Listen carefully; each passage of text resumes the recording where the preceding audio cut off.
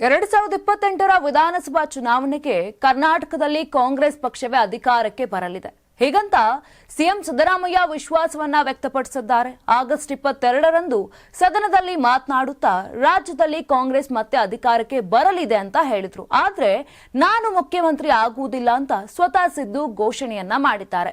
ಅಭಿವೃದ್ಧಿ ಕುರಿತ ಚರ್ಚೆಗೆ ಉತ್ತರ ನೀಡುವ ವೇಳೆ 2028ಕ್ಕೆ ನಮ್ಮ ಪಕ್ಷವೇ ಅಧಿಕಾರಕ್ಕೆ ಬರುತ್ತೆ, ಇದು 100ಕ್ಕೆ 100ರಷ್ಟು ಸತ್ಯ.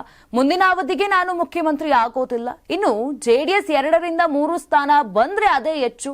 ಹೀಗಾಗಿ ಜೆಡಿಎಸ್ ಅನ್ನ ಬಿಜೆಪಿ ಜೊತೆ ವಿಲೀನ ಮಾಡಲಿ ಅಂತ ಒಂದು ರೀತಿಯಾಗಿ ಸಿಎಂ ಸಿದ್ದರಾಮಯ್ಯನವರು ಲೇವಡಿಯನ್ನ ಮಾಡಿದ್ರು.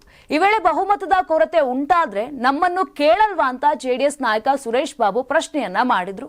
ಇದಕ್ಕೆ ಟಾಂಗ್ ಕೊಟ್ಟಂತ ಸಿದ್ದು, ಬಿಜೆಪಿ ಜೊತೆ ಯಾವಾಗ ಸೇರಿಕೊಂಡ್ರು ಆಗಲೇ ನೀವು ಅಸ್ಪೃಶ್ಯರ ರೀತಿ ಆಗಿದ್ದೀರಿ, ನಿಮಗೆ ಯಾವುದೇ ಸಿದ್ಧಾಂತ ಇಲ್ಲ. ಜೆಡಿಎಸ್ ಪಕ್ಷ ಕಟ್ಟಿದವನು ಅಧ್ಯಕ್ಷನಾದವನು ನಾನು, ಆಗ 59 ಸ್ಥಾನವನ್ನ ಗೆದ್ದಿದ್ವಿ, ಈಗ 18ಕ್ಕೆ ಬಂದಿದ್ದೀರಿ. ಮುಂದಿನ ಸಲ 2ರಿಂದ 3 ಅಷ್ಟೇ. ನೀವು ಬಿಜೆಪಿ ಜೊತೆ ವಿಲೀನ ಆದರೂ ಆಗಬಹುದು. ವಿಲೀನ ಆಗೋದಕ್ಕೆ ದೇವೇಗೌಡರಿಗೆ ಸಲಹೆಯನ್ನ ನೀಡಿ ಅಂತ ಸಿಎಂ ಸಿದ್ದರಾಮಯ್ಯನವರು ಒಂದು ರೀತಿಯಾಗಿ ಕಿಚಾಯಿಸಿದ್ದಾರೆ.